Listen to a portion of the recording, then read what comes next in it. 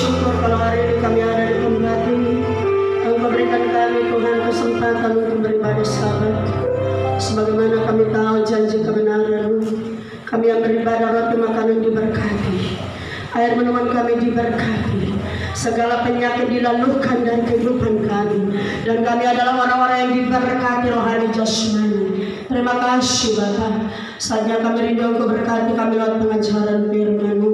Sesudah kami memuji memuliakan akan nama-Mu Roh Kudus, berbicara bagi kami semua, urapi kami semua di tempat ini, siapapun kami, anak kecil, orang muda, orang tua, urapi kami semua, urapi mempelai-Mu ini Tuhan, urapi pendengaran kami, urapi pikiran hati kami, urapi tubuh jiwa kami. Roh Kudus saja bekerja bagi kami semua, sehingga kebenaran yang Kau ajarkan bagi kami bisa mengerti. Apapun pekerjaan setan yang coba-coba mencuri benih yang akan ditaburkan, yang coba-coba mencuri konsentrasi kami, yang membuat kami tidak mengerti, yang tidak mau kami diberkati, satu hati kami ikat, kami patahkan, kami hancurkan, kami bakar demi nama Yesus.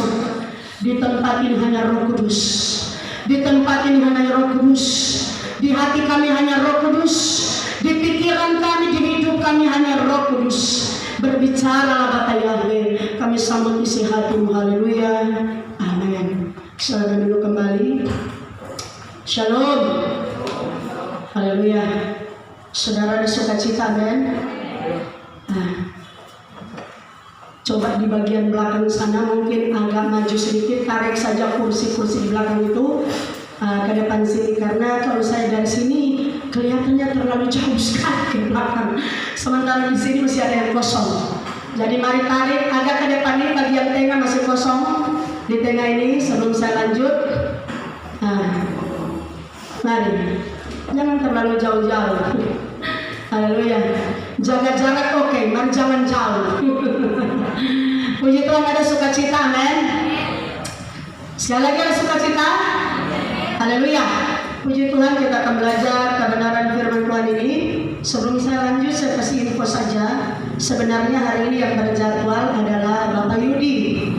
Saya waktu 2 pekan lalu, waktu itu karena berhubung kami baru datang, saya terlambat. Jadi saya dengan Pak Yudi itu tukar. Tapi saya percaya kalau hari ini saya bicara, saya berdiri menyampaikan firman, berarti inilah waktu Tuhan. Amin, saudara.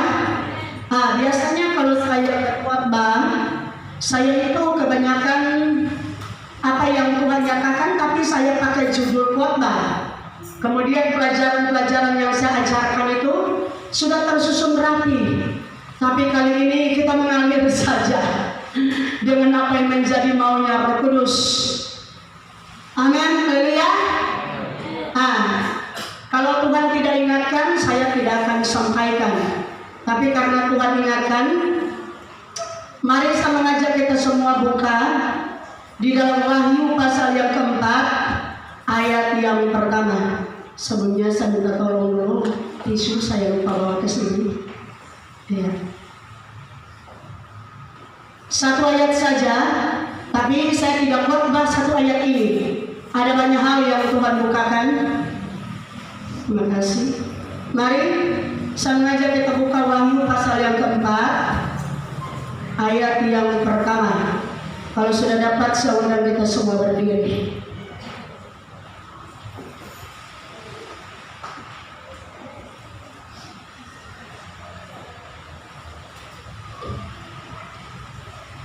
Sudah dapat semua?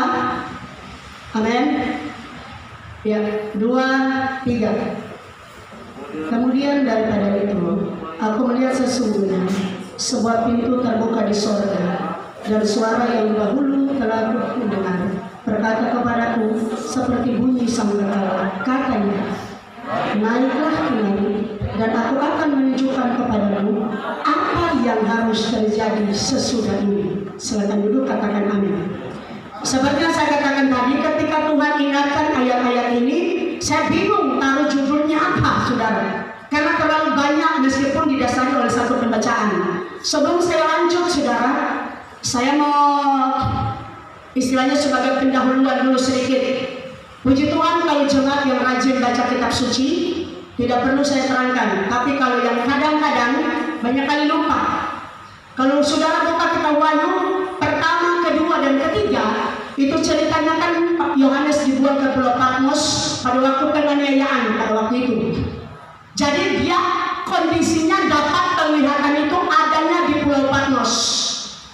Tapi pasal pertama, kedua, dan ketiga itu dia masih ada di Pulau Patmos itu, dan Tuhan cuma bicara kepada ketujuh sidang.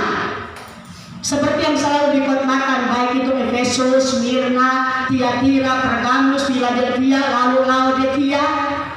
Tapi mulai masuk pada pasal yang keempat, ayat yang pertama ini seperti yang sudah kita baca, firman Tuhan katakan jelas, dia dapat penglihatan, kemudian rohnya dibawa. Semulai pasal yang keempat itu, roh dari Yohanes ini, seperti yang kita baca tadi kan, dia bilang, naiklah kemari, aku akan memperlihatkan kepadamu hal-hal sesudah ini.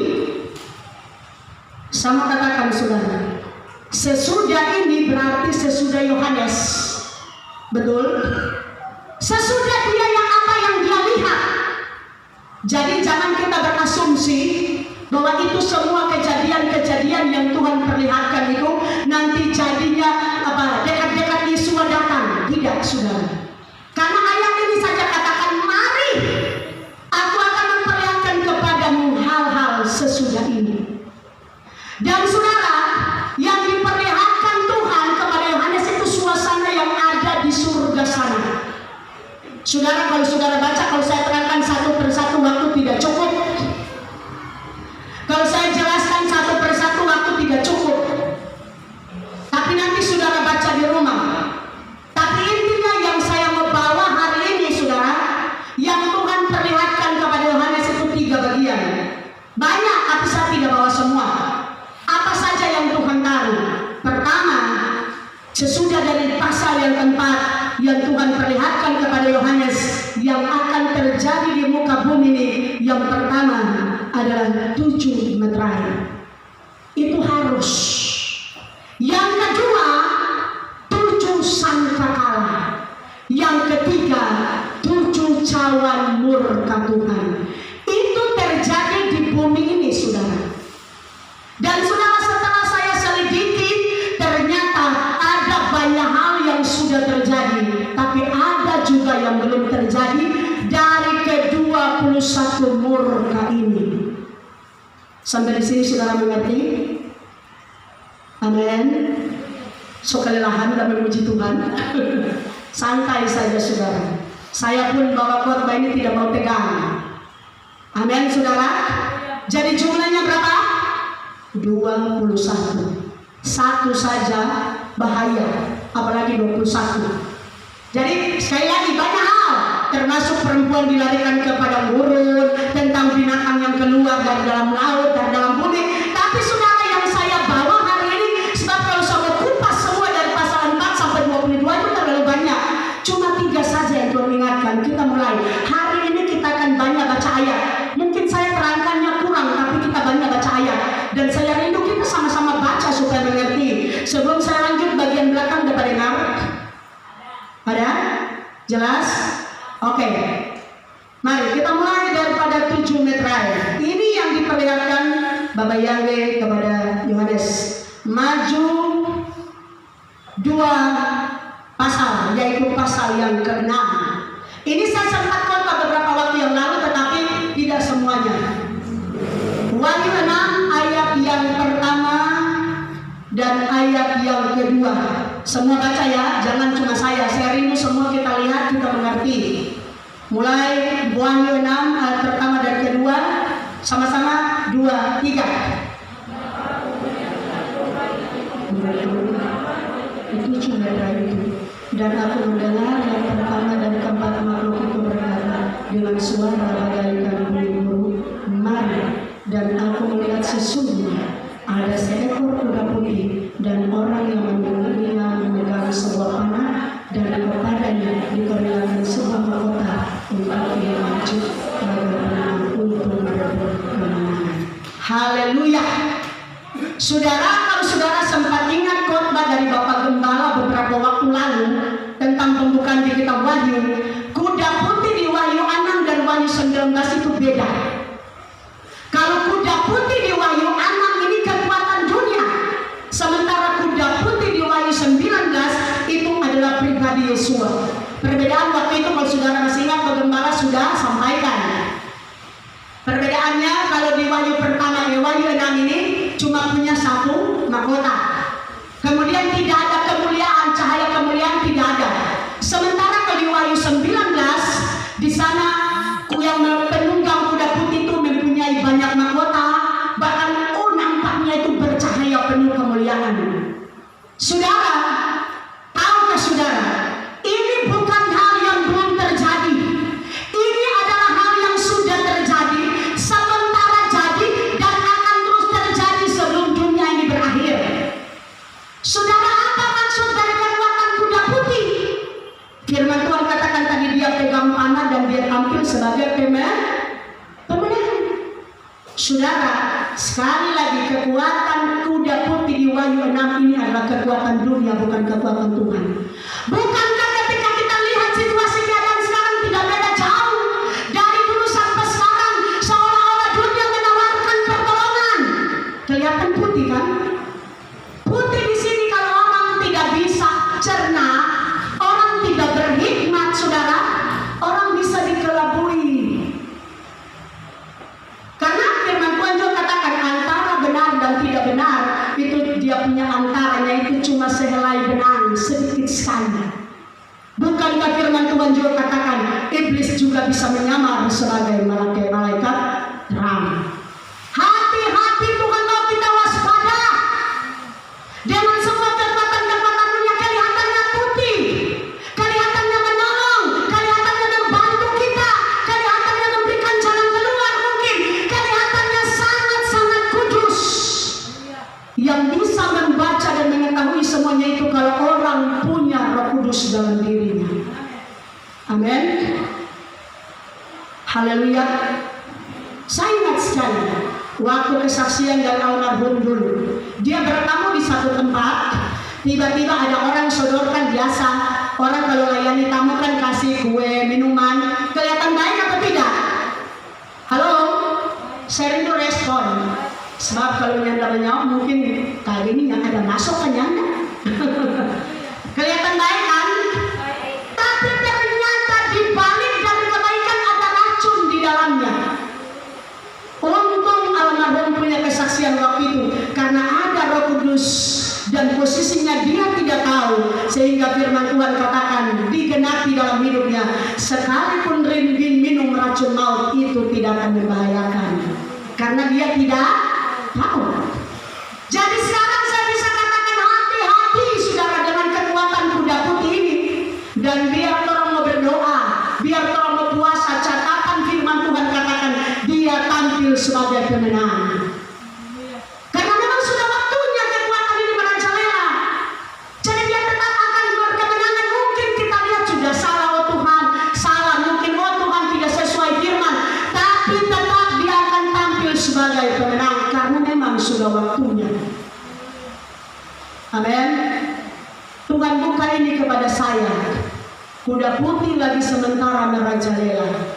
Sekali lagi, seolah-olah itu benar, seolah-olah memberikan pertolongan, seolah-olah memberikan jalan keluar. Tapi saudara, ujung-ujungnya tidak seperti itu. Kenyataannya kan kita tahu keadaan sekarang. Tumbang di mana-mana tapi tidak pernah diekspos. Ini kenyataan saudara. Inilah kekuatan dari kuda putih itu. Makanya Tuhan mau kita waspada.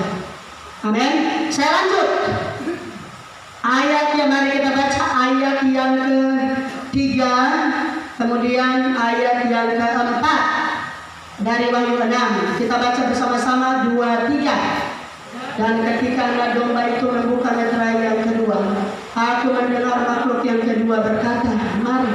Dan majulah seekor kuda lain, seekor kuda merah padam, dan orang yang menungganginya dikaruniakan kuasa untuk mengambil damai sejahtera dari atas bumi, sehingga mereka saling membunuh, dan kepadanya dikaruniakan sebilah pedang yang besar. Saudara, saya mau tanya, apakah ini belum terjadi? Sudah. Di mana-mana sekarang orang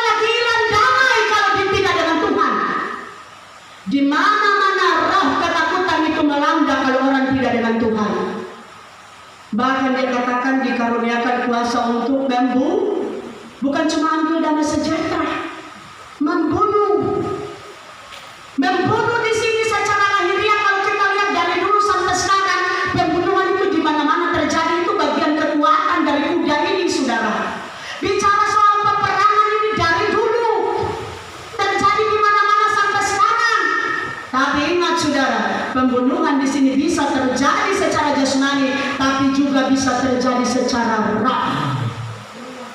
Menghadapi situasi sekarang, kalau kita tidak kuat rohanimu, pasti mati, saudara. Pasti dibunuh. Memang kenyataan seperti itu. Mungkin yang tadinya awal begitu beriman, begitu yakin dengan Tuhan, begitu pegang janji Tuhan, tapi ketika diperhadapkan dengan masalah, imannya mulai mati. Mungkin karena bergumul sekian lama belum ada jawaban, imannya mulai mati. Tadinya setia luar biasa, tapi sekarang tidak lagi. Ada apa kalau bukan kekuatan dari kuda ini, saudara? Bukan cuma secara umum, dalam rumah tangga banyak kali kekuatan kuda ini merajalela sehingga hilang damai sejahtera. Tapi saya percaya di sini kita semua adalah orang-orang yang masih tetap sukacita. Di sini kita semua adalah orang-orang yang masih bahagia. Amin.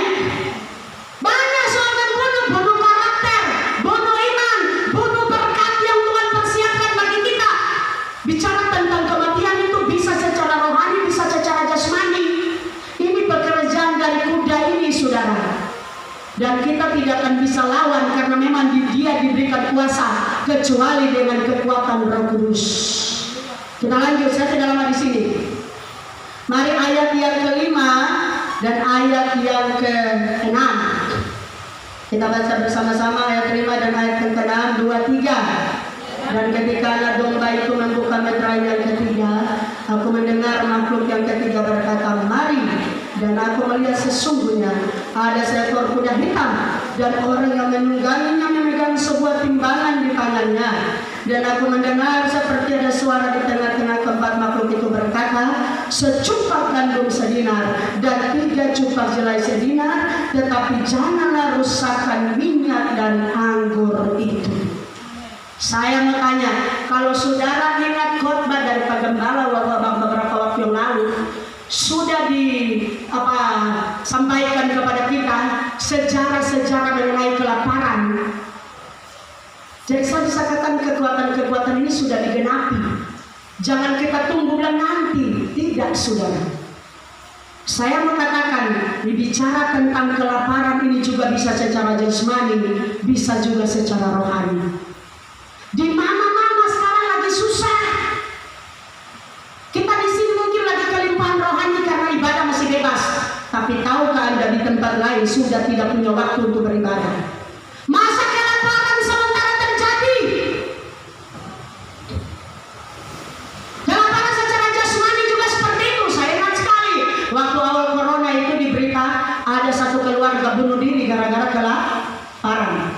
Bukankah waktu itu banyak yang orang dengar orang berkelahi di mana-mana jadi hal cuma karena perkara lama terima sembako.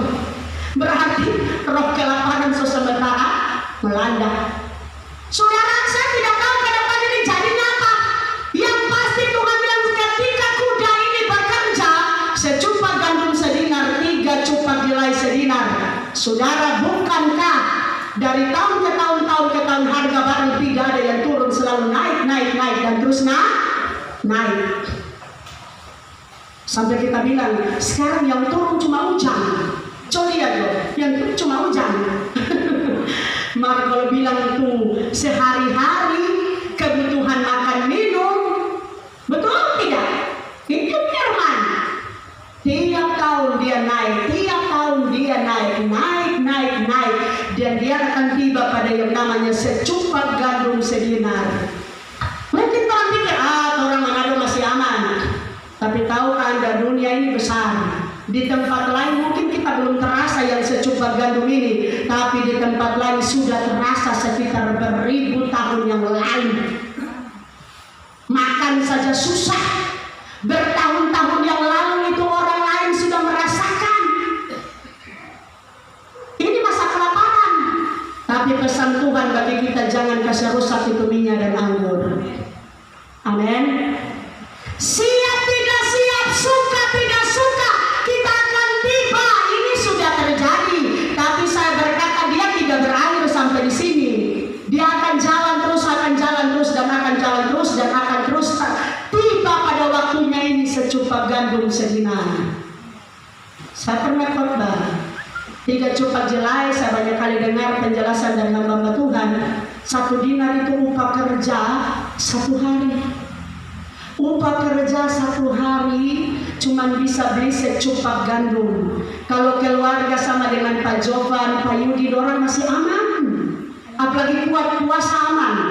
Tapi kalau keluarga Abraham, haleluya saudara. Kerja 1 hari cuma dapat beli 1 cupak. Porsi-porsi makan berupa para mempelai. Haleluya saudara. Pasti akan terasa. Saudara yang tidak terbiasakan puasa mulai sekarang, akan terasa ketika tiba waktu itu. Amin. Tapi Tuhan bilang jangan kasih rusak itu minyak dan air anggur. Minyak itu urapan. Jangan sampai karena masalah ekonomi hele muka sudah bisa senyum. Anggur itu apa? Sukacita. Bagaimana mau sukacita? Dia ada urapan. Bagaimana urapan? Dia bangun pagi cuma pikir, aduh kerja apa? Sunya ada kerja, mau makan apa? Bukan bangun pagi mau bersyukur, mulai pikir tuh susah dari pagi sampai malam. Jangan heran baru 20 sudah paling 60 tahun. Hilang sukacita. Halo anak-anak Tuhan. Tampil beda. Kalau orang lain lagi ketakutan, kita usahakan itu tidak berpengaruh bagi kita. Kalau orang lain lagi berana, usahakan kita bukan bagian dari itu. Makanya saudara, bagaimana supaya minyak dan urapan itu dan sukacita tetap ada? Datanglah di jam-jam ibadah. Kalau mulai berakhir pelaku cinta yang terjual di toko-toko, saya mau katakan urapan dan sukacita tidak ada di mall, adanya di tempat ibadah. Amin. Halo, masih ada sukacita.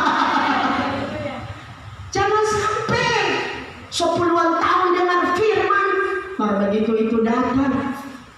Tuhan, begini kau dikonfirmasi. Tahu-tahu Tuhan sok panggil dari 10 tahun lalu Pak kita, supaya Anda merasanya penderitaan. Minyak dan anggur jangan sampai rusak. Pelihara minyak anggur itu di dalam rumah tanggamu. Pelihara minyak dan anggur itu dalam pelayanan kita di tempat ini.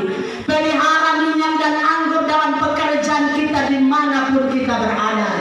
Dan untuk supaya minyak dan anggur tetap ada, adanya di tempat ibadah. Saudara, orang Halmahera bilang foya pamalas ibadah, pembilang dia sukacita terus. Tahu tuh foya? Dusta. Orang Sangir bilang leo, putar balik. Paling dia sukacita karena apa? Cari hiburan, pulang di rumah stres pulang. Betul enggak? Karena memang sukacita itu dan pengurapan cuma ada ketika kita setia duduk di hadirat Tuhan. Saya lanjut. Mari kita baca lagi di ayat yang ke-7 dan ayat yang ke-8. 2, 3. Dan ketika anak domba itu membuka meterai yang keempat, aku mendengar suara makhluk yang keempat berkata, mari. Dan aku melihat sesungguhnya ada seekor kuda hijau kuning, dan orang yang menungganginya bernama Maut, dan kerajaan Maut mengikutinya. Dan kepada mereka diberikan kuasa atas 1/4 dari bumi untuk membunuh dengan pedang, dan dengan kelaparan, dan sampar, dan dengan binatang buas yang di bumi. Ini pun sementara terjadi. Kuda hijau kuning, saudara tahu. Lambang dari hijau kuning saudara tahu? Jangan heran kalau kita baca kenapa di Indonesia tidak masuk. Karena memang ayat ini bilang cuma 1/4 di bumi. Berarti tidak semua. Bukankah ketika dia berkuasa pada waktu lalu saya sempat nonton videonya, manusia itu diiris lehernya di jalan-jalan, ibu yang lagi mengandung dibelah perutnya dikasih keluar anaknya. Di beberapa negara kan kita lihat peristiwa itu.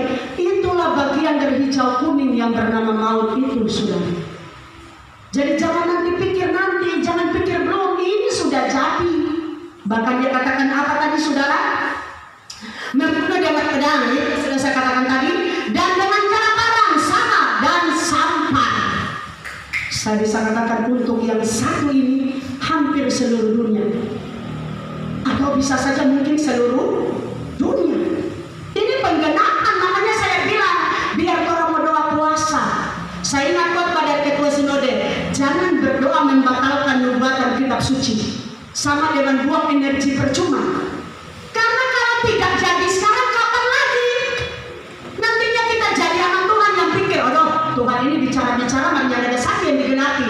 Tapi justru ketika dia jadi, kita bersyukur bahwa firman Tuhan itu ya dan amin. Haleluya. Ini saudara. Kemudian dengan binatang buas yang di bumi. Saudara, binatang buas ini dulunya itu seperti itu, lahirnya binatang buas. Tapi untuk binatang buas sekarang di setiap negara sudah ada binatang buasnya masing-masing. Kalau semulai adu kekuatan, satu saja orang lepas, tenggelam ini menado. Saudara bisa mengerti maksud saya?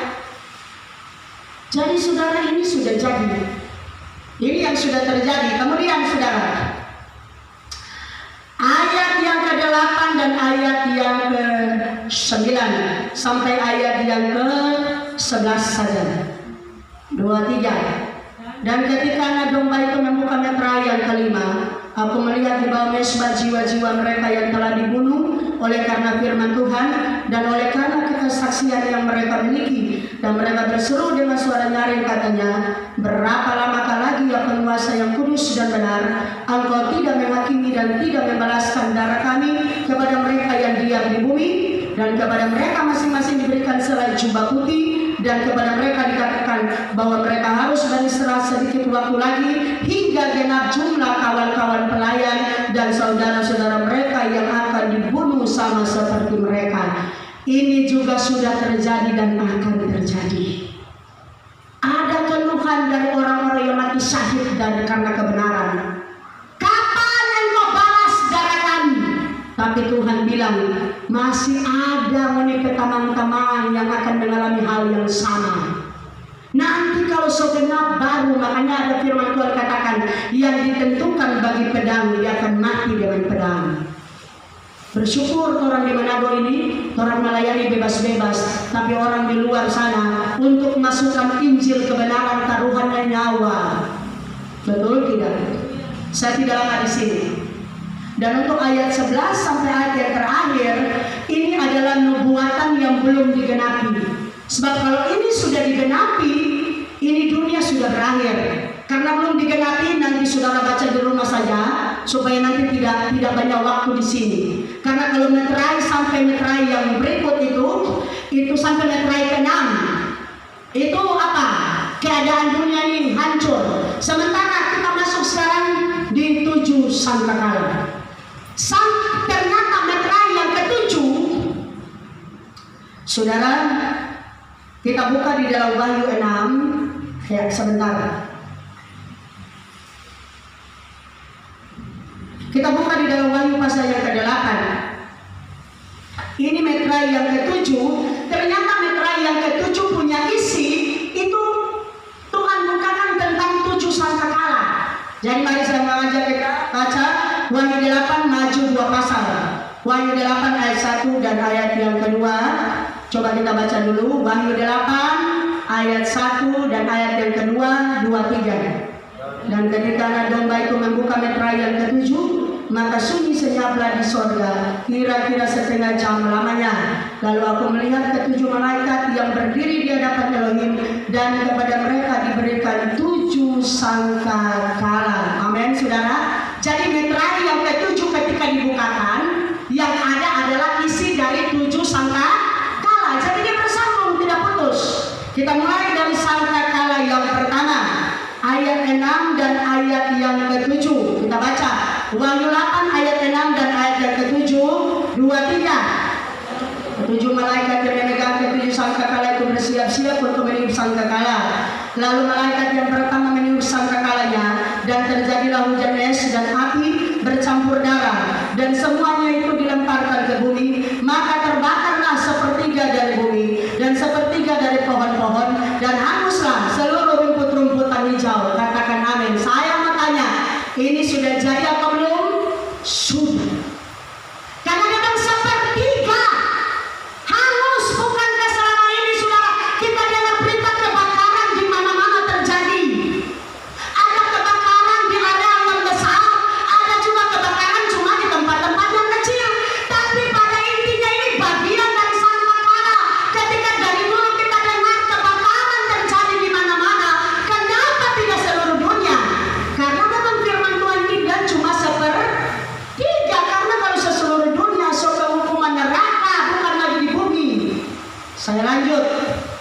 Mari kita baca lagi di ayat yang ke sebentar.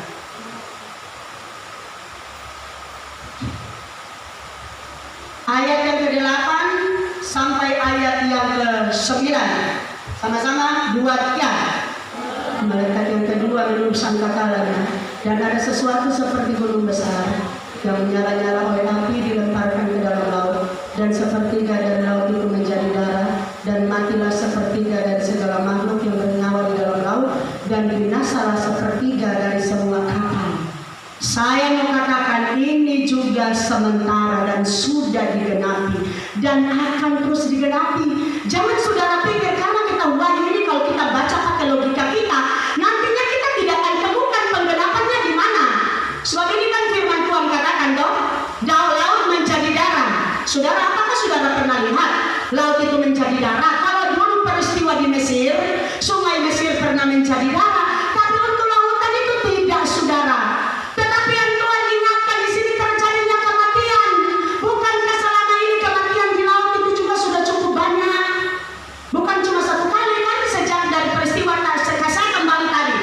Tuhan bilang kepada Yohanes, peristiwa yang sesudah ini, sesudah Yohanes sampai sekarang kira-kira Tuhan mampu hitung seberapa kapal yang tenggelam. Kita tidak mampu hitung sudah berapa banyak yang mati di laut. Itu semua bagian daripada sangkakala yang ditiup, saudara. Dan saya mengatakan sebelum dunia berakhir, peristiwa itu akan tetap terjadi. Amin. Makanya saudara, kalau kita lihat kan peristiwa-peristiwa yang dulu, apalagi Titanic itu ribuan yang mati, dan itu tidak berakhir sampai di sini. Saya tidak tahu ke depan ini Tuhan tentukan berapa lagi sebelum Tuhan datang, berapa banyak lagi yang harus mati di dalam laut. Makanya ketika penghakiman kan Tuhan bilang, yang mati di dalam laut, laut menyerahkan orang-orang mati yang ada di dalamnya. Biasa bisa katakan dalam kitab Wahyu ini, ada yang sudah jadi, sementara jadi, dan yang akan terjadi terus. Saya lanjut. Sekarang mulai ayat yang ke-10 sampai ayat yang ke-11. 2-3. Lalu malaikat yang ketiga minum sangkakalanya, dan jatuh dari langit sebuah bintang besar menyala-nyala seperti obor, dan ia menimpa sepertiga dari sungai-sungai dan mata-mata air. Nama bintang itu ialah Absinthus, dan sepertiga dari semua air menjadi Absinthus, dan banyak orang mati karena air itu, sebab sudah menjadi pahit. Ketika saya baca ayat ini, saudara, saya coba cari. Tapi karena saya tidak punya waktu banyak hari itu ya, karena kesibukan juga, saya belum temukan. Tapi orang yang mungkin rajin mengikuti berita, rajin cari-cari tahu berita, mungkin ada peristiwa sungai menjadi pahit. Tapi pernah sungai menjadi pahit itu di zamannya Elisa. Tapi itu peristiwa sebelum Yohanes.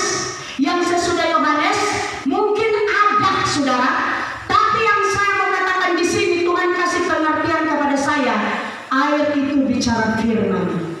Bukankah sekarang ini terlalu banyak air itu sudah menjadi pahit, sehingga saudara, oleh karena pengajaran yang tidak sesuai firman, oleh karena air yang menjadi pahit, tidak lagi saudara mendatangkan kehidupan, tapi kematian rohani di mana-mana.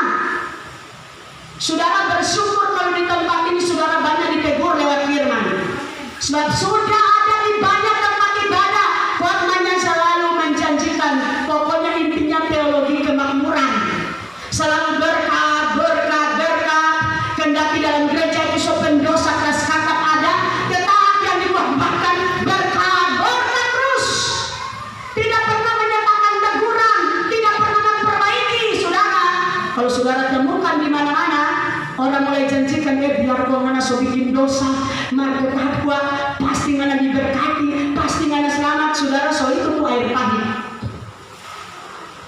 Itu bagian daripada sungai-sungai yang pahit itu.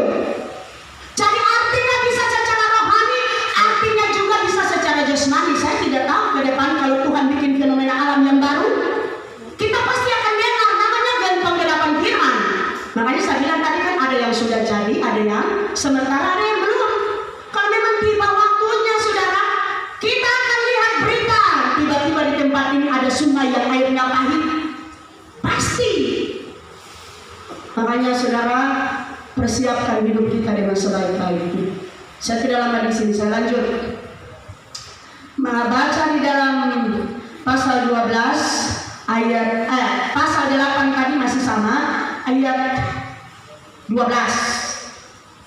Pasal 8 ayat 12, 23.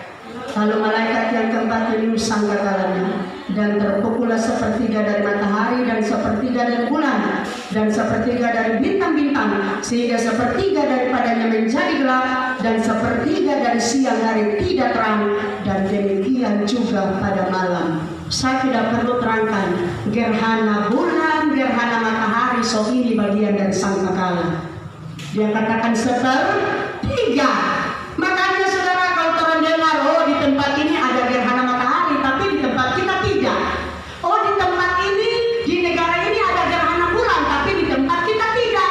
Karena memang firman bilang cuma sepertiga. Di sini saya mau katakan kita bersyukur. Kenapa bersyukur? Karena semua firman yang kita pegang itu tidak ada yang salah. Iman kita tidak salah. Yang dipertanyakan orang diajar bertahun-tahun kok enter satu yang dari digenapi. Betul tidak? Saya tidak lama di situ, saya lanjut. Mari kita buka juga di dalam Wahyu pasal yang ke-9. Ini masih bagian dari sangkakala tadi. Tadi kan baru keempat. Sekarang sangkakala yang ke-5. Ayat 1 sampai ayat yang ke-6 kita baca saja. Ayat 1 sampai ayat yang ke-6. Wahyu 9 ayat 1 sampai 6, 2, 3. Lalu malaikat yang kelima meniup sangkakalanya, dan aku melihat sebuah bintang yang jatuh dari langit ke atas bumi, dan kepadanya diberikan anak kunci di lubang jurang maut. Maka dibukanyalah pintu lubang jurang maut itu, lalu naiklah asap dari lubang itu bagaikan asap tanah besar, dan matahari dan angkasa menjadi gelap oleh asap lubang itu. Dan dari asap itu berkeluaranlah belalang-belalang ke atas bumi, dan kepada mereka diberikan kuasa sama seperti kuasa kalajengking di bumi. Dan kepada mereka dipesankan supaya mereka jangan merusakkan rumput-rumput di bumi atau tumbuh-tumbuhan ataupun pohon-pohon, melainkan hanya manusia yang tidak memakai mitra Tuhan di dahinya. Dan mereka diperkenankan bukan untuk membunuh manusia, melainkan hanya untuk menyiksa mereka 5 bulan lamanya. Dan siksaan itu seperti siksaan kalajengking apabila ia menyengat manusia. Ayat 6. Dan pada masa itu orang-orang akan mencari maut, tetapi mereka tidak akan menemukannya, dan mereka akan ingin mati, tetapi maut berlari dari mereka. Saya bisa katakan untuk sangkakala yang kelima ini belum digenapi, tapi ini akan menuju ke sana. Saya tidak akan jelaskan karena ini masih dalam proses waktu. Saya lanjut. Ini sangkakala yang kelima. Sekarang kita masuk pada Wahyu 9 ayat 13 sampai 21. Ini juga belum digenapi, tapi perlu kita baca supaya kita tahu. Ayat 13 sampai 21, 2, 3. Lalu malaikat yang ke-6 meniup sangkakalanya, dan aku mendengar suatu suara keluar dari keempat tanduk mesbah emas yang di hadapan Tuhan, dan berkata kepada malaikat yang ke-6 yang memegang sangkakala itu, lepaskanlah keempat malaikat yang terikat dengan sungai besar Efrat itu. Maka dilepaskanlah keempat malaikat yang telah disiapkan bagi jam dan hari, bulan dan tahun untuk membunuh sepertiga dari umat manusia. Dan jumlah tentara itu ialah 20.000 laksa pasukan berkuda. Aku mendengar cuma mereka.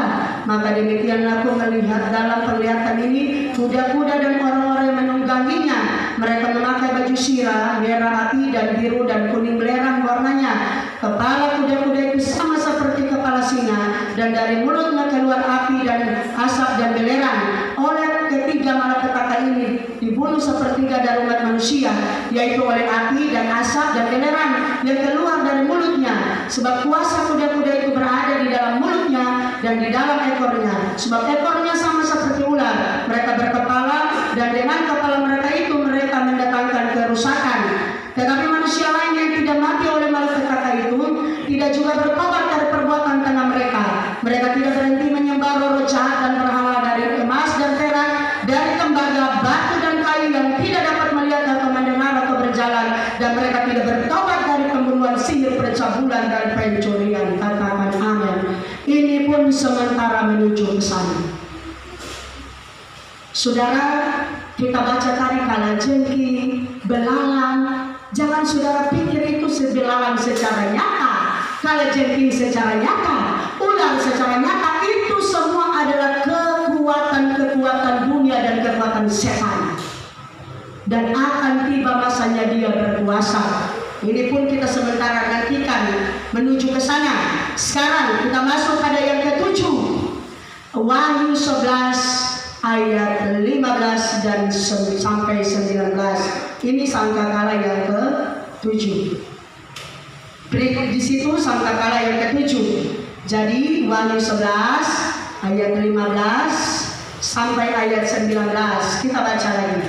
2, 3. Lalu malaikat yang ke-7 meniup sangkakalanya, dan terdengarlah suara nyaring di dalam sorga, katanya, pemerintahan atas dunia dipegang oleh Tuhan kita, dan dia yang diurapinya, dan ia akan memerintah sebagai raja sampai selama-lamanya.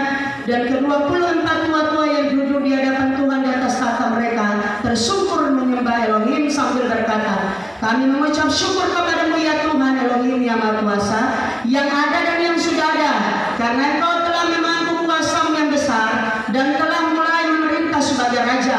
Dan semua bangsa telah marah, tetapi amarah-Mu telah datang, dan saat bagi orang-orang mati untuk dihakimi dan untuk memberi upah kepada hamba-hamba-Mu, nabi-nabi dan orang-orang kudus, dan kepada mereka yang takut akan nama-Mu, kepada orang-orang kecil dan orang-orang besar, dan untuk membinasakan barang siapa yang membinasakan bumi. 19. Maka terbukalah bait suci Elohim yang di sorga, dan kelihatanlah tabut perjanjiannya di dalam bait suci itu, dan terjadilah kilat dan deru-deru dan gempa bumi dan hujan es lebat. Ini pun belum terjadi, karena kalau bicara orang mati dihakimi itu sudah berakhir. Jadi dari 7 materai sampai ke 7 sangkakala, ada yang sudah, ada yang sementara, ada yang belum. Kita masuk pada 7 cawan murka Tuhan. Jadi semuanya 21 murka. Kita baca Wahyu 16 ayat yang pertama. Wahyu 16 ayat yang pertama. Dan yang kedua, Wahyu 16 ayat pertama dan kedua. 2, 3. Dan aku mendengar suara nyaring dari bait suci berkata kepada ke-7 malaikat itu, pergilah dan tumpahkanlah ke-7 cawan murka Elohim itu di atas bumi. Maka pergilah malaikat yang pertama, dan ia menumpahkan cawannya ke atas bumi. Maka timbullah bisul yang jahat yang berbahaya pada semua orang yang memakai tanda dari binatang itu dan yang menyembah patungnya. Saya mau katakan ini juga sementara ke sana. Saya ketika baca ayat ini, saudara, Tuhan mengingatkan saya. Ingatkan saya supaya sampaikan kepada jemaat. Amin. Dan saya sudah baca, mungkin kita tidak perlu baca semua karena 7 malapetaka ini atau 7 cawan ini, dari pertama sampai ke 7 itu sementara ke sana, belum. Tapi saudara, saya bisa katakan sebelum saya lanjut, saya bercerita sedikit, saudara. Sebenarnya ayat ini adalah alasan saya khotbah hari ini. Saya tidak persiapkan ke-7 materai, ke-7 sangkakala, saya tidak persiapkan. Saya kan bilang ulang-ulang, saya biasanya kalau saya mau khotbah itu, saya selalu berdoa, Tuhan, berikan saya benih untuk saya taburkan. Tapi itu pengalaman selama ini, saya selalu nanti berdoanya itu, bukan berdoanya, saya selalu bikin persiapan itu. Kalau khotbah hari ini, saya bikin persiapan itu kemarin. Karena kebanyakan saya biar dari sini, ini pengalaman, saudara. Pengalaman dari dulu, kita selalu berusaha mau cari-cari dari hari Senin sampai hari Kamis itu, yang dapat apa. Nanti ketika hari Jumat, baru Tuhan mulai kasih kasih, tapi saya bisa katakan hal yang berbeda lah untuk kali ini. Saya sekali lagi tidak persiapkan ayat ini, jujur. Saya kalau khotbah tentang kitab Wahyu, coba saudara simak baik-baik dari dulu. Kadang sekali saya khotbah tentang kitab Wahyu. Kenapa saudara? Bukannya saya takut manusia, saya takut jangan sampai saya salah menerangkan. Karena kalau saya tidak dibukakan, kemudian saya terangkan, sementara mungkin Tuhan bukakan ke orang lain juga. Ternyata itu yang saya istilahnya berjaga-jaga lah. Tapi kali ini saudara, sebelum saya lanjut saudara, saya cerita sedikit. Belum kemarin, makanya tadi malam saudara, saya lihat suami saya lihat jadwal siapa besok. Nanti tadi pagi baru saya bilang ke dia, saya yang melayani, karena dia tidak lihat saya belajar tadi malam.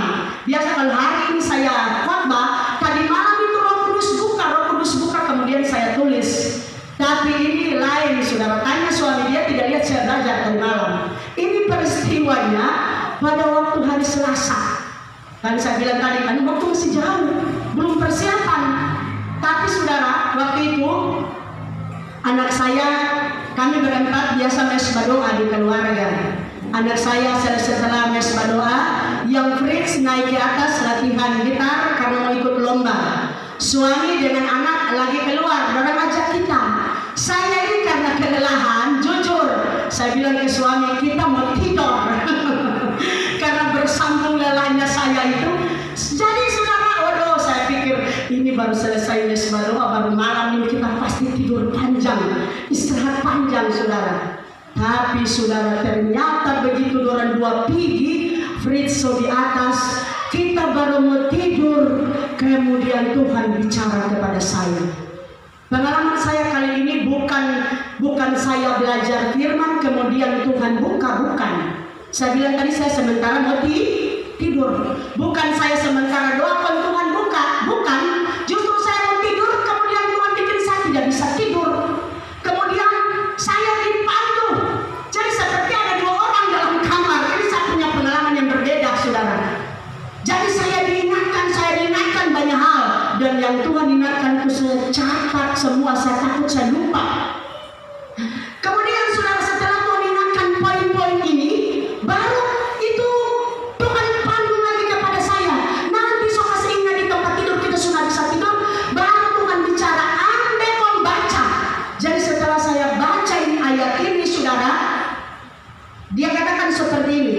Maka pergilah malaikat yang pertama dan ia menumpahkan cawannya di atas bumi. Maka timbullah bisul yang jahat dan yang berbahaya pada semua orang yang memakai tanda dari binatang itu dan yang menyembah patungnya. Setelah saya baca ini, pokoknya seperti saya bilang tadi, kayak dua orang di kamar. Dia tuntun lagi, mundur lagi di pasal. Kemudian saya mundur, jadi saya sambil pegang HP. Ada ayat ternyata yang berkaitan dengan ini di dalam Wahyu pasal yang keempat. Coba saudara mundur. Ayat yang ke-14, Wahyu pasal 14, ayat 9 sampai ayat 11. Mari kita baca bersama-sama. Wahyu 14 ayat 9 dan sampai ayat 11, kita baca 2-3. Dan ketiga menyusul mereka dan berkata dengan suara nyaring, jikalau seorang menyembah binatang dan patungnya itu dan menerima tanda pada dahinya atau pada tangannya, maka ia akan minum dari anggur murka Tuhan yang disediakan tanpa campuran dalam cawan murkanya, dan ia akan disiksa dengan api dan belerang di depan mata malaikat-malaikat kudus dan di depan mata anak domba. Maka asap api yang menyiksa mereka itu naik ke atas sampai selama-lamanya, dan siang malam mereka tidak henti-hentinya disiksa, yaitu mereka yang menyembah binatang serta patungnya itu dan barang siapa yang telah menerima tanda namanya. Saudara, setelah saya baca ulang-ulang, saya dipandu baca. Ternyata di Wahyu 16 tadi, ketika cawan murka itu pertama ditumpahkan, baru timbul bisul jahat. Berarti masih di bumi. Orang yang pakai tanda dari binatang itu timbul bisul jahat, tapi masih di bumi. Tapi ketika Tuhan suruh mundur, ayat ini saya baca saudara, yang pakai tanda binatang itu dan yang di bumi, tapi dia bilang di dalam neraka yang kekal. Coba Pak Yudi baca kuat-kuat satu kali lagi ayat 9 sampai ayat 11. Silakan. Dan seorang malaikat lain, malaikat ketiga menyusul mereka dan berkata dengan suara nyaring, jikalau seorang menyembah binatang dan seperti itu, dan menerima tanda pada dahinya atau pada tangannya, maka ia akan minum dari anggur yang disediakan tanpa campuran cawan bukannya, dan ia akan disiksa dengan api, belerang di depan mata malaikat-malaikat, di depan mata malaikat-malaikat kudus, dan di depan mata anak domba. Maka asap api yang menyiksa mereka itu naik ke atas sampai selama-lamanya. Sampai saja di situ, jelaskan. Sampai selama-lamanya. Jadi saudara, jadi apa yang saya sampaikan ini, apa yang dituntun saya malam itu. Jadi ketika saya dituntun, ibaratnya ini saya istilahnya mau bilang kesaksian juga bukan. Tapi saudara, saya dituntun ketika saya sudah baca, jadi saya dikasih ingat-ingat dulu banyak hal baru Tuhan suruh saya baca. Saya baca ulang-ulang, baca ulang-ulang. Saudara simak baik-baik dari yang dua bagian Wahyu 16 dan Wahyu 14. Di sana saudara hanya temukan tanda dari binatang itu. Betul? Tanda dari binatang itu. Kemudian saudara, yang Tuhan ingatkan ini baru saya sampaikan. Setelah saya baca ulang-ulang, kemudian saya seperti datang pertanyaan, bukan seperti memang itu pertanyaan, tapi sama Roh Kudus dalam alam roh. Jadi saya malam itu suami tidak ada, anak tidak ada, saya itu lagi komunikasi. Saya komunikasi sambil lihat-lihat HP. Kemudian setelah saya baca ulang-ulang ini tanda ini, kemudian itu pertanyaan datang kepada saya. Bukankah selama ini? Itu tanyanya kepada saya, tapi saya sampaikan hari ini kepada saudara. Kan dia tidak bertanya kepada saudara, malam itu cuma saya sendiri. Tapi mungkin bisa saja ada di antara saudara yang punya pikiran seperti saya. Makanya saya perlu sampaikan. Pertanyaannya seperti ini, bukankah selama ini yang kamu tahu, yang kamu mengerti, yang kamu tunggu itu yang selalu didengung-dengungkan, yang selalu diberitakan-beritakan, bukankah yang selama ini yang ada di pikiranmu itu untuk saya, bukan untuk jemaat, bukankah yang ada di pikiranmu selama ini tanda dari binatang itu adalah chip yang dipasang di tangan? Betul? Kenyataan kan begitu toh? Waktu saya terima pertanyaan itu, saya bilang betul. Jadi kita sendiri-sendiri, betul, yang kita tunggu itu chip yang dipasang di tangan. Kemudian Tuhan mulai buka otak saya, Tuhan mulai buka pikiran saya. Tuhan suruh baca, jujur ayat ini, dua ayat ini saya baca ulang-ulang malam itu. Tuhan kasih mengerti kepada saya, baca. Tuhan mulai kasih tahu poin per poin kepada saya. Yang paling pertama Tuhan bilang begini, di situ yang aku bilang cuma tanda dari binatang itu. Aku tidak sampaikan namanya apa.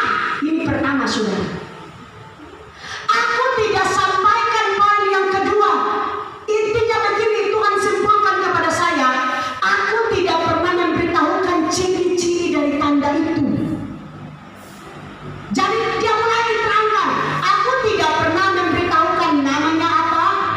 Yang kedua, aku tidak pernah memberitahukan bentuknya bagaimana.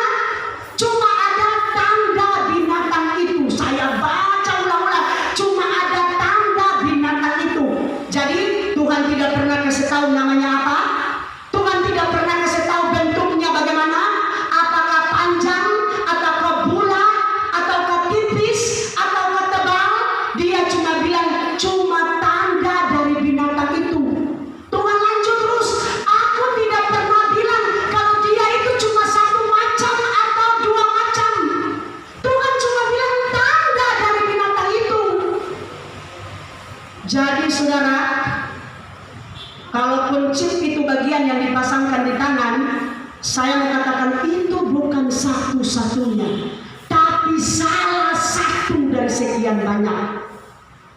Karena Tuhan cuma bilang tanda di tangan dan di dahi. Terserah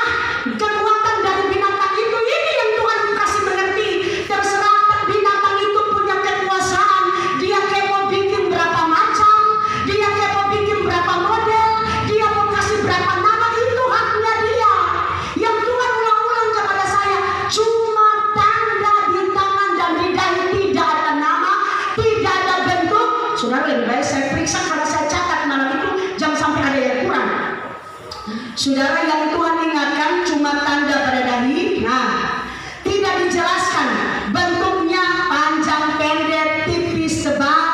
Bahkan saudara, tidak juga dijelaskan nama. Kemudian saudara, seperti yang saya katakan tadi, baru pikir, ya ini makanya saya bilang untungnya saya catat. Dikatakan tadi cuma tanda pada tangan, tidak dijelaskan tangan bagian mana. Betul tidak? 16 ayat Wahyu 13 ayat 16, ya.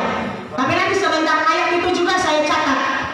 Jadi saudara, tidak dijelaskan. Kalau selama ini kan yang ada di image kita, kalau chip itu kan tangan di sini, betul? Di antara belakang jari-jari ini kan, yang kita tahu. Tapi tidak dijelaskan, makanya saya bilang tadi saya catat. Ini yang dikasih pengertian kepada saya. Tidak dijelaskan tangan di bagian mana, apakah di ujung jari, itu maksud saya. Apakah di belakang punggung, saudara, saya sudah cek, saya sudah cari malam itu, tidak dijelaskan. Apakah di bagian siku, yang ada di situ cuma bilang bagian tangan. Yang menerima tanda di tangan dan dahi. Jadi tidak dijelaskan tangan di bagian jari.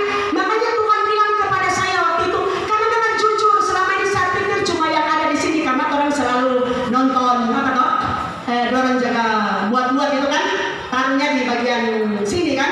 Saya memang jujur, saya bertahun-tahun saya jelaskan, makanya kan saudara pernah ingat saya kalau terangkan penglihatan atau saya terangkan apa, saya buat pas sempat saya singgung, pernah kan saya bilang besok-besok nanti orang tinggal tit begitu toh, atau tit, karena yang saya tahu cuma di sini dan di sini.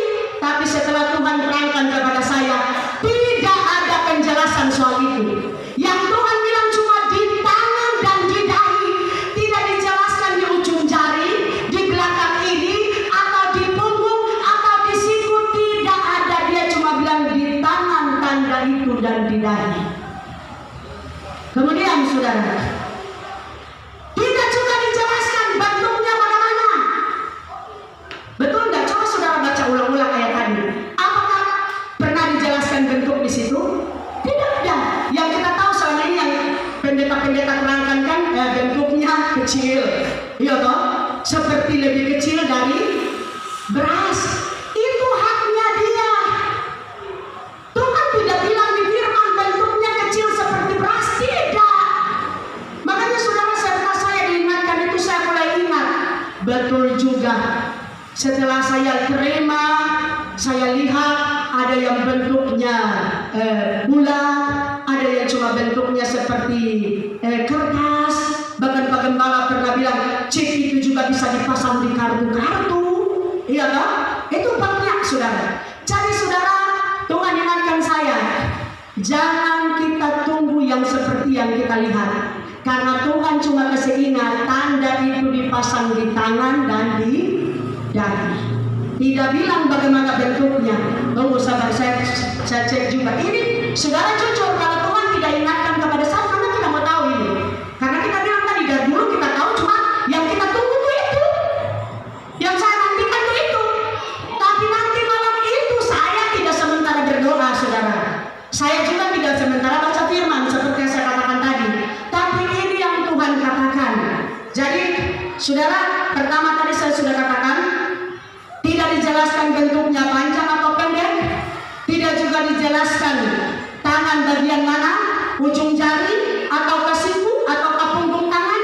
Bahkan dikatakan tidak dikasih tahu nama daripada tanda itu. Kemudian saudara, mungkin masih ada lagi, ya, tidak juga dijelaskan dalam kitab itu, cuma tanda pada tangan. Bagian yang terakhir dia tidak jelaskan di situ apakah benda itu benda padat atau benda cair. Betul tidak? Yang ada cuma tanda pada tangan itu saja. Tidak ada penjelasan khusus. Kemudian setelah itu saya bertanya seperti ayat yang Pak Gembala sampaikan. Saya ini sebelum orang bertanya, saya sudah tanya malam itu.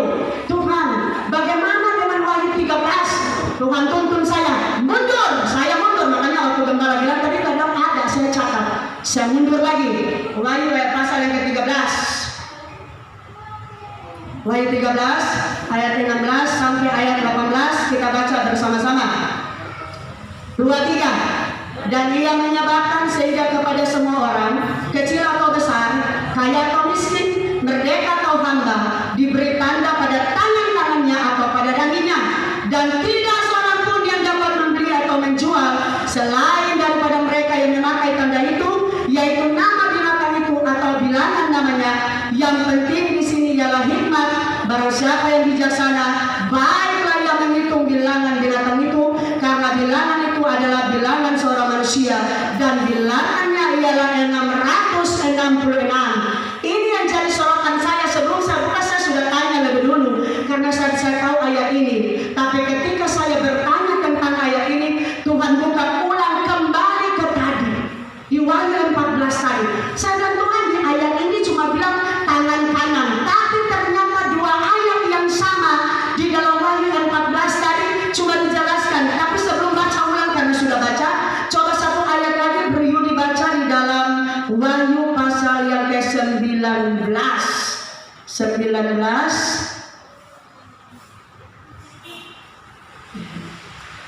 ayat pasal 20, bukan pasal yang ke-19.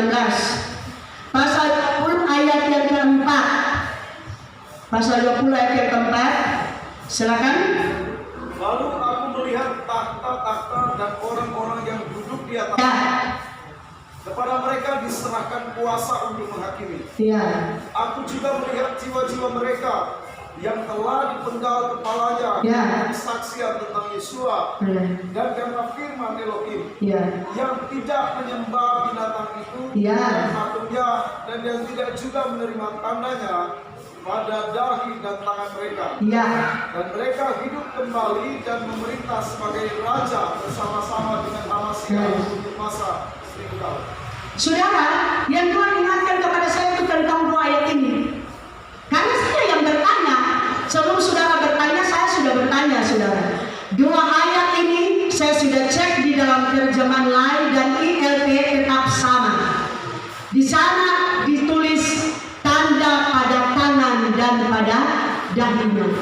Dua ayat yang sama. Jadi saya malam itu, saudara, saya terus berpikir, jujur saya terus berpikir, berarti Tuhan kalau Wahyu 13 bilang tangan kanan, memang itu Wahyu 13, tapi Wahyu 14, Wahyu 20 jelas dikatakan pada tangannya. Saya sudah cek dari lain ke ILT tetap cuma tangan.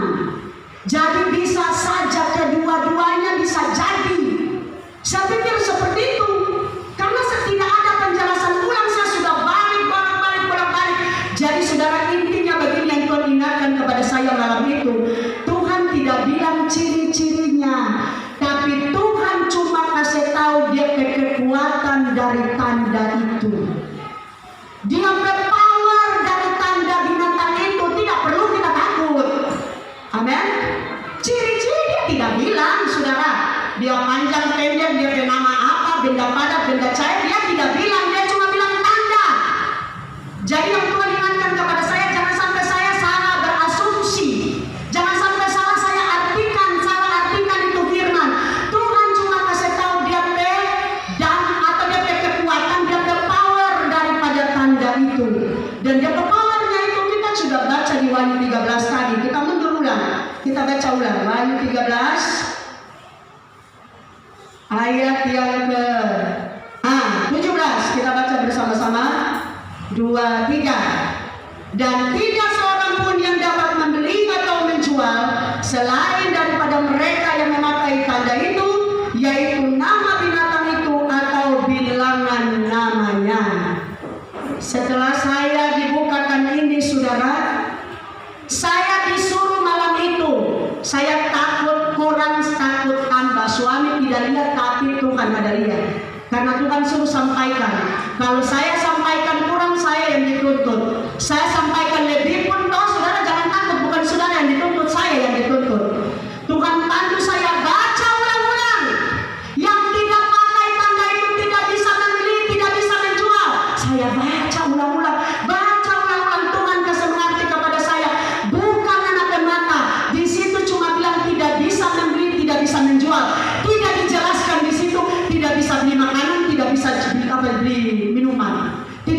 jual makanan, tidak bisa jual minuman. Cuma dikatakan tidak bisa membeli dan tidak bisa menjual. Sekarang kalau saya mau tanya, transaksi jual beli apakah cuma berlaku soal makan minum? Dalam banyak hal, bukan dalam segala hal. Jadi Tuhan kasih mengerti kepada saya waktu itu seperti ini. Ini kekuatan, ini kuasa daripada tanda ini, dia tanda cuma ini. Apabila sesuatu yang ditaruh di bagian tangan kita, kemudian itunya mencabut hak kita, kita sudah tidak bisa, pokoknya segala macam perkara, masa kesusahan itu tiba, sampai pada membeli, menjual, semua itu sudah tidak bisa lagi. Tuhan bilang, so itu dia. Ini yang Tuhan ingatkan. Tuhan sekali lagi, Tuhan nyanda bilang dia berbentuk, Tuhan nyanda bilang dia penama, Tuhan nyanda bilang kita tidak pernah pikir ini sebelumnya. Tidak, saudara. Kalau saya salah bicara, saya sementara di podium. Saya cuma sampaikan apa yang Tuhan suruh sampaikan. Tuhan bilang makanya di ayat yang terakhir, biarlah kita berhikmat supaya kita tahu. Karena kalau kita tidak berhikmat, saya tidak cukup sampai di situ. Jujur, malam hari itu saya tidak bisa tidur. Saya gelisah dengan pikiran-pikiran ini. Orang tidak tahu hati saya, tapi saya bergumul sendiri. Ketika suami sudah pulang, suami tidur, saya masuk ruang doa, saya berdoa. Tuhan kasih ulang-ulang saya ini. Yang penting di sini ayat yang ke-18 adalah hikmat. Barang siapa yang bijaksana, dia pasti tahu. Kemudian Tuhan ingatkan kepada saya, umatku binasa karena tidak berpengetahuan. Setelah Tuhan ingatkan saya itu, saudara, Tuhan terangkan kepada pikiran saya, umatku. Di situ Tuhan tidak, ini Tuhan yang terangkan kepada saya. Tuhan tidak tulis di ayat itu manusia binasa karena tidak berpengetahuan, tapi umatku. Tuhan ingatkan kepada saya, siapakah umatku itu? Mereka adalah orang-orang pilihan, tapi karena tidak mengerti. Saudara, saya semakin tidak bisa tidur, jujur. Saya semakin tidak bisa tidur karena saya pikir, Tuhan, kasihan kalau sampai ada di antara anak-anak Tuhan, jemaat-jemaat Tuhan, kemudian tidak mengerti apa-apa. Firman itu umatku, bukan orang lain, bukan manusia. Umatku itu ulang-ulang binasa karena tidak berpengetahuan. Ada kata kasarnya orang Nado bilang, karenanya mengerti apa-apa sampai binasa, padahal sudah jadi umat. Sehingga saya dapat satu ini, saya saksikan. Saudara tidak perlu takut, saudara tidak perlu khawatir. Saudara, tiba-tiba saudara, sesudah saya dapat semuanya ini, baru saya ditelepon. Saya ditelepon begini, saya ditelepon oleh hamba Tuhan. Hamba Tuhan ini telepon saya, tapi dia bukan satu gereja dengan kita. Dia gereja lain, dia telepon kepada saya. Karena saya juga kalau istilahnya selalu sharing-sharing. Jadi dia tanya kepada saya begini, Ibu Lydia, betul sok, ternyata dia ini lagi dalam keadaan goncang iman, saudara. Dia telepon kepada saya, betul sok, apa yang terjadi sekarang sudah tanda itu dia bukan bilang sudah tanda, betul so, yang apa yang terjadi sekarang itu chip. Kalau dia tanya seperti itu, untung saja waktu dia tanya saya sudah baca. Bukan saya sudah baca, Tuhan sudah bukakan. Kemudian kita bilang begini, kita tidak mau bilang itu chip, karena Tuhan ada bilang Pak kita, dia tidak ada nama. Jadi kita mau bilang apa? Kalau mana mau bilang sekarang ini tanda, ini so tanda, kita tidak bisa bilang itu iya atau itu nyata. Karena Tuhan tidak bilang itu dia benda padat atau benda cair. Tuhan cuma bilang dipasang di tangan, itu saja. Dia bilang, aduh, orang tua so kacau menyangkut situasi keadaan. So kacau, so pokoknya so gundah-gundahnya, so tidak tahu gini apa. Soalnya orang pemimpin Dia orang dia pemimpin pun yang ada pemberitahuan, artinya mau mesti begini, mau mesti begitu. Kemudian 4 orang ini soal kita dan begini, keselamatan itu masing-masing. Jadi sudah. Setelah itu saya jawab dengan bijaksana.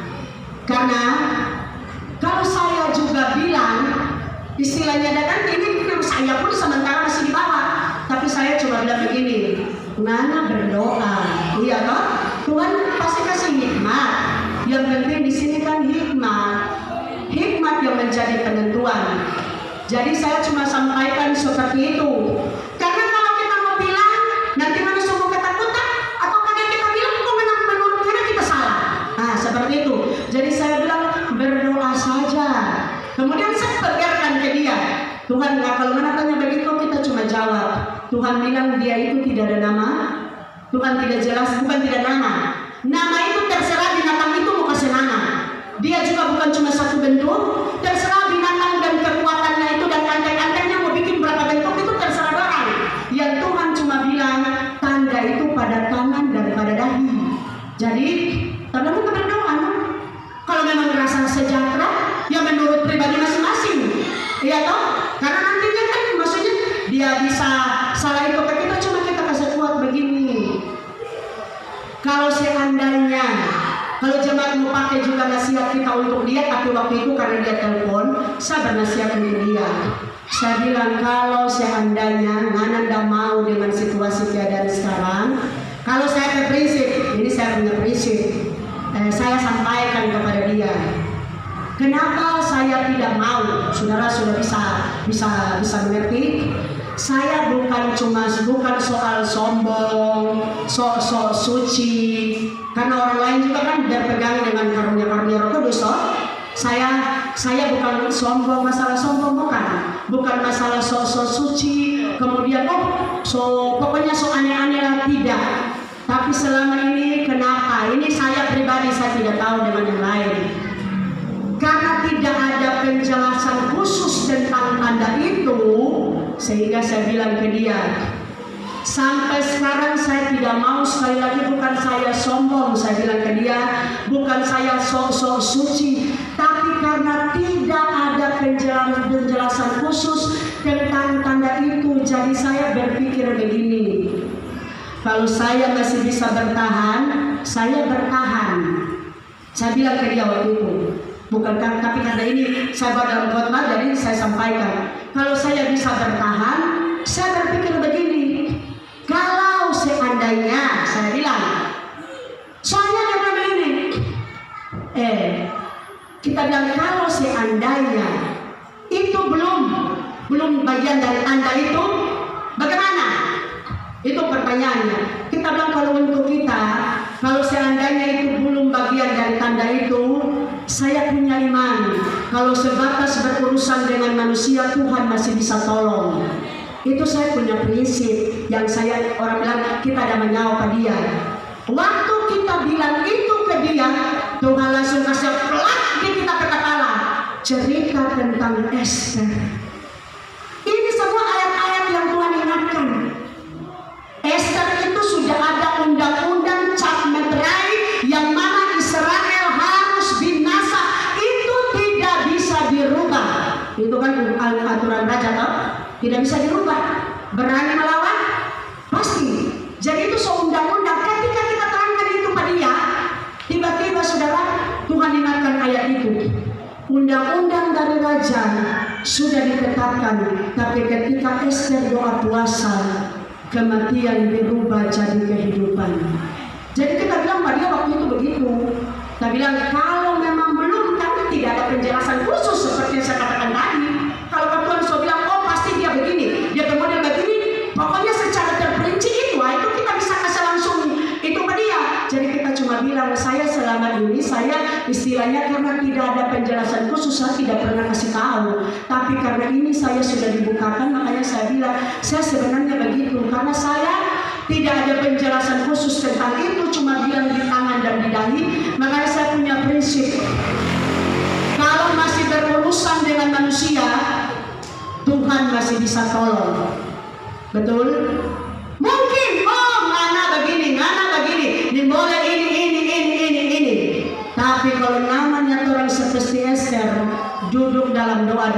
berpuasa, pasti Tuhan tolong. Itu yang saya nasihati ke dia. Karena ayat ini sementara saya telepon dengan dia, ayat ini yang Tuhan kasih tunjuk. Berapa lama Tuhan jamah orang PHP? Berapa lama Tuhan rubah itu segala macam ketentuan-ketentuan. Saya sampai bilang begitu ke dia. Kalau masih berurusan dengan manusia, Tuhan masih bisa tolong. Makanya itu saya punya prinsip itu, saya katakan seperti dia, kepada dia seperti itu. Tapi saya bilang ke dia, kalau seandainya kita berurusan langsung dengan Tuhan, saya bilang jangankan manusia, Tuhan pun tidak bisa tolong. Kenapa Tuhan tidak bisa tolong? Karena Tuhan tidak mungkin langgar dia firman. Kalau dia so bilang yang pakai tanda itu disiksa dalam api, dapat bisul-bisul, kita tidak bisa rubah, saudara. Kita tidak bisa rubah, kita tidak bisa doa puasa. Tapi kalau tidak pakai tanda binatang itu ya aman-aman saja. Makanya itu saya bilang tadi kan tidak perlu khawatir, tidak perlu takut. Amin, saudara. Makanya berhikmat Tuhan bilang. Cuma yang Tuhan suruh saya ingatkan keulang-ulang, umatku binasa karena tidak berpengetahuan. Jadi jangan kita berpikir seperti mesti begini dulu. Jangan, saudara. Berhikmat saja. Amin. Berhikmat saja. Tuhan pasti kasih pengertian. Apalagi orang ini masing-masing ada karunia Roh Kudus. Ada penglihatan-penglihatan yang Tuhan nyatakan. Ada hikmat-hikmat yang Tuhan berikan. Amin. Jadi istilahnya ketika saya sampaikan ini, yang saya sampaikan kebenaran, firman yang Tuhan ingatkan kepada saya. Jemaat punya tanggapan seperti apa, itu terserah jemaat. Yang penting, karena seperti yang saya katakan tadi, ending dari semua yang Tuhan ingatkan kepada saya, Tuhan suruh baca saya wahyu terakhir. Siapa yang tanda firman ini akan kena bencana-bencana yang terdapat dalam kitab wahyu itu. Yang kasih kurang tetap ada hukuman. Selama ini kita dan Tuhan selama ini kita ajak orang kita so tambah. Betul, kenapa kita tambah? Karena Tuhan yang pernah bilang DP nama, kita so gencar-gencar bilang DP nama. Tuhan yang pernah bilang dia bentuk, Tuhan yang pernah bilang pasang di sini, atau di sini, atau di ujung jari, kita so bilang. Setiap kita terangkan dan kita selalu bilang besok-besok tinggal cair semua. Berarti kan kita so tambahin firman. Aduh Tuhan, kita pakai. Jadi malam itu saya sendiri pun berdamai dengan Tuhan. Karena selama ini ternyata yang ada di pikiran saya itu salah. Jadi sekali lagi saya menghimbau kepada jemaat, Tuhan tidak pernah bilang dia ciri-ciri. Yang Tuhan bilang adalah dia kekuatan dari tanda itu. Amin. Jadi orang mengalir saja. Makanya inti dari firman ini Tuhan cuma kasih apa kita begini. Kalau sampai kekuatan dari tanda itu kok bisa mempengaruhi seluruh dunia, karena ini kan tidak dibilang cuma khusus Indonesia, toh? Sampai bisa mempengaruhi seluruh dunia, kemudian dia bisa istilahnya seperti tadi, enter orang mau usaha sonim boleh, jual beli sonim boleh, di mana-mana pun segala perkara sudah bisa. Tuhan bilang so itu dia DP tanda. Jadi DP tanda itu bukan DP model, bukan DP nama. Sekali lagi saya mesti ulang-ulang di sini supaya jangan lagi ketika orang dengar kata kenapa DP nama ini DP tanda begini. Nah, Tuhan tidak pernah bilang nama, Tuhan tidak pernah bilang model, Tuhan tidak pernah bilang dia dipasang di bagian mana. Tidak, saudara. Yang Tuhan bilang cuma kekuatan dari tanda itu. Jadi kalau besok lusa kebebasan kita mulai dicabut, kemudian ketika kita tidak ikuti, kita mulai mengalami masa kesusahan, kita mulai mengalami yang masanya saudara penyiksaan, itu berarti saudara itu. Tapi kalau sekarang saudara merasa aman-aman, ya berarti aman. Tapi saudara ketika dia mengarah ke sana, maka Tuhan hikmat namanya besok-besok. Saudara, saya pesan hari ini, kalau ada apa-apa yang diperhadapkan kepada kita, mari kita berhikmat. Amin. Berdoa baik-baik, minta petunjuk ke Tuhan. Kita nyadar tidak perlu tanya apa kita, Ibu Lydia. Karena saudara biasanya kan jemaat kan kebanyakan bertanya-tanya. Kita sampaikan, jadi tidak perlu tanya lagi ke saya. Ibu Lydia, kira-kira ini bagaimana? Kembali saja ke firman. Amin, saudara. Tidak perlu tanya kepada saya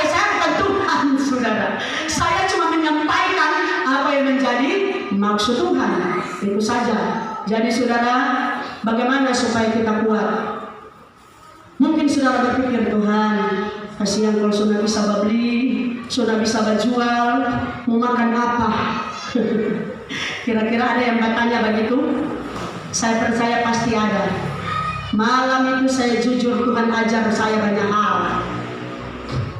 Tuhan kembali ingatkan saya, lihat Nuh. Setelah Tuhan bilang lihat Nuh, saya buka lagi. Jadi saya dengar dulu baru saya buka. Bukan saya buka mau cari-cari tahu, tidak saudara. Lihat Nuh. Padahal Nuh ini kita sudah baca ulang-ulang, tapi malam itu Tuhan bilang lihat Nuh. Nuh dan keluarga, kemudian saya baca Nuh dan keluarga bukan cuma diselamatkan. Kalau Tuhan cuma selamatkan Nuh dari air bah, Nuh pasti mati lapar dalam kapal. Karena saya Tuhan suruh saya hitung, saya sudah hitung. Nuh saya temukan di sana dalam Kejadian itu. Nuh masuk Batra umur 600 tahun. Nuh keluar dari Batra sampai air kering itu 601 tahun. Air turun di bumi, hujan itu saja 40 hari. Air kapal terapung-apung di atas itu berbulan-bulan. Saya mau tanya, dulu kan Nuh dan keluarga masih makan buah. Buah apa yang bertahan sampai 1 tahun kalau bukan mujizat Tuhan?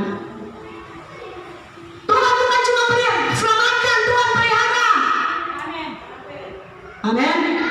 Saya pernah coba taruhlah di situ ada kulkas. Saya pernah coba. Saya pernah taruh apel dalam kulkas, saudara. Nyada sampai 1 bulan orang Manado bebas dan dia fororo semua. Betul. Apalagi di 1 tahun. Ketika Tuhan ingatkan ayat itu, Tuhan ingatkan saya lagi Wahyu 12. Perempuan yang diburu oleh ekor naga. Di situ Tuhan bukan cuma selamatkan yang ini perempuan dari naga itu, bukan.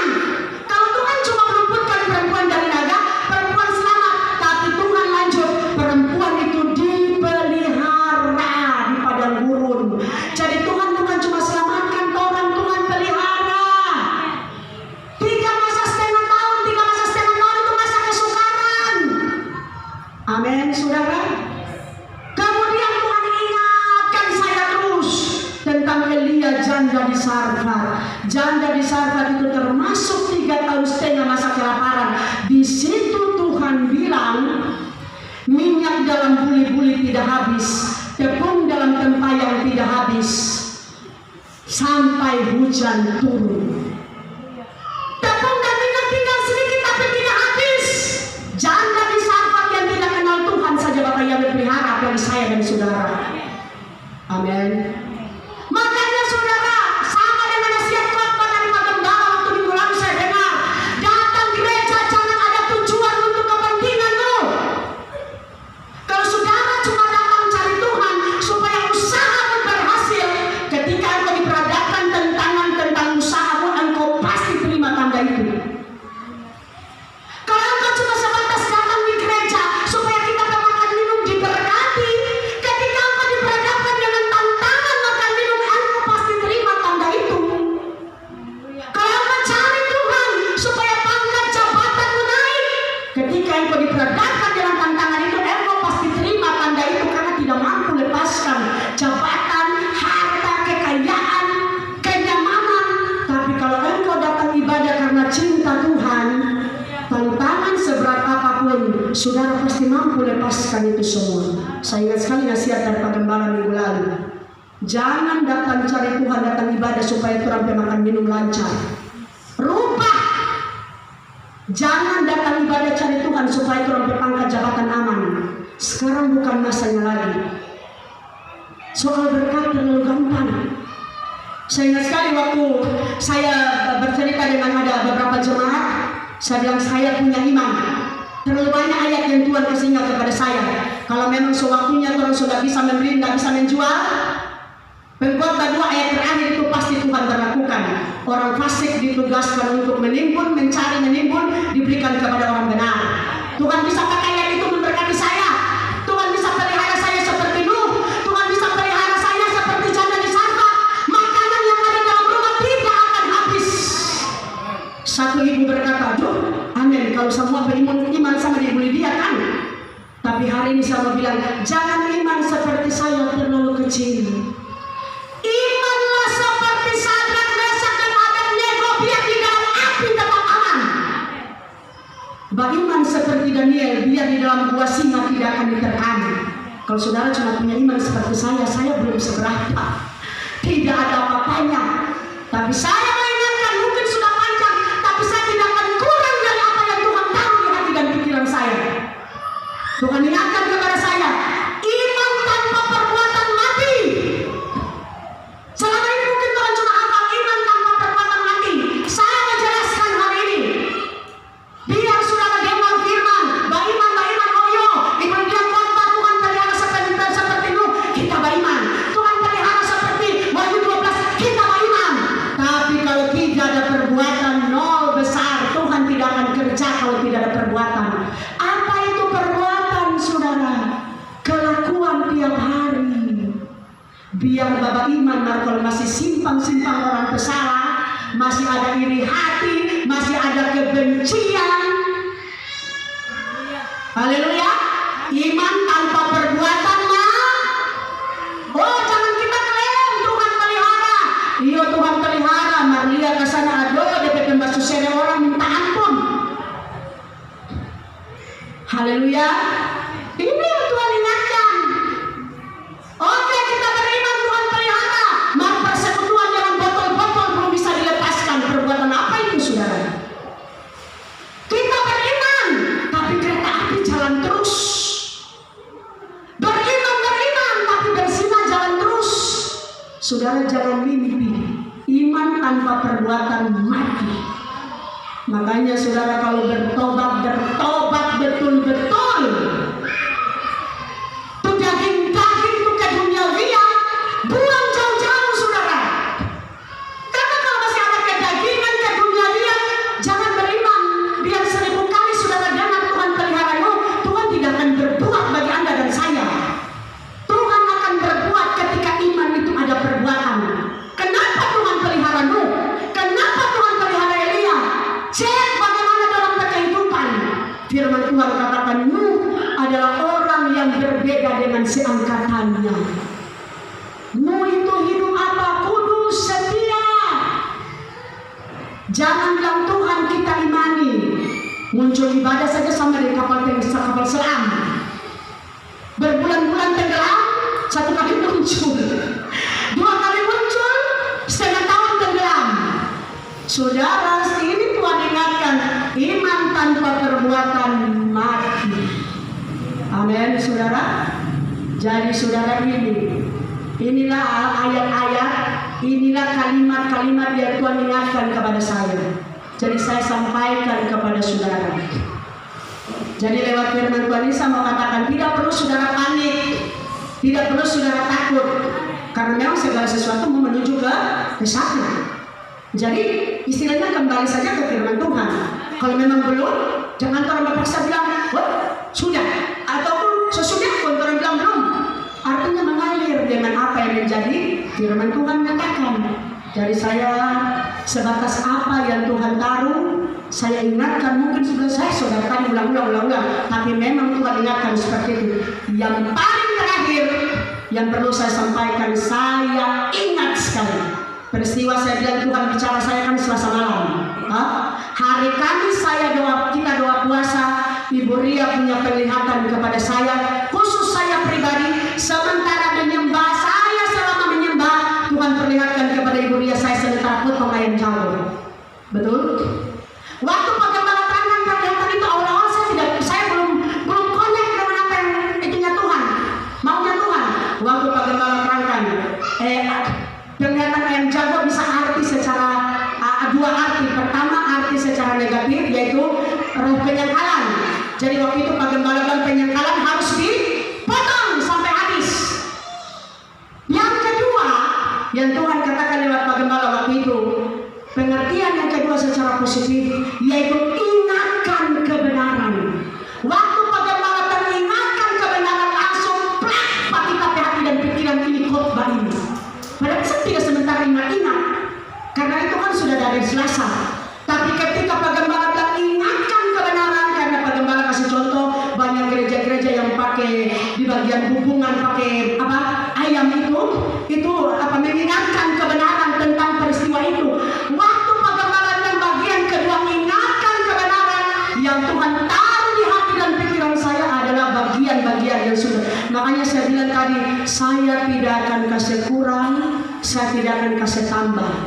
Apa yang Tuhan sampaikan kepada saya, makanya saya bilang tadi, kalau saya salah kan bukan saudara yang rugi, saya yang rugi kan, saya yang dihukum. Demikian juga kalau yang saya sampaikan ini benar, ya saya yang diberkati, saudara terima juga, saudara diberkati. Karena memang firman Tuhan bilang, kalau bicara nubuatan, penglihatan, bahasa roh, hikmat, itu karunia-karunia kita masih bisa uji. Tapi kalau firman Tuhan itu tidak bisa diuji lagi. Dan hari ini yang saya sampaikan, saya tidak tambah, saya tidak kurang. Yang saya sampaikan adalah firman Tuhan. Kalau mungkin menurut saya, Ibu mungkin suka lebih, ya apa yang Tuhan ingatkan itu yang saya sampaikan. Makanya nasihat paling akhir saya mau bilang ke jemaat, seperti nasihat Pak Gembala waktu lalu. Kalau sekarang masih dapat kesempatan ibadah, beribadah sungguh-sungguh. Beribadah rubah, jangan supaya kita berusaha diberkati.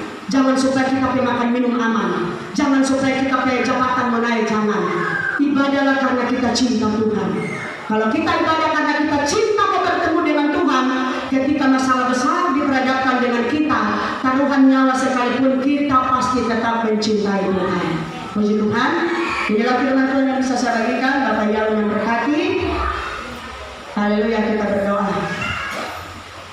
Kasih Bapak Yahweh, bersyukur buat pengajaran firman-Mu, apa yang sudah Kau nyatakan yang tidak kami sampaikan.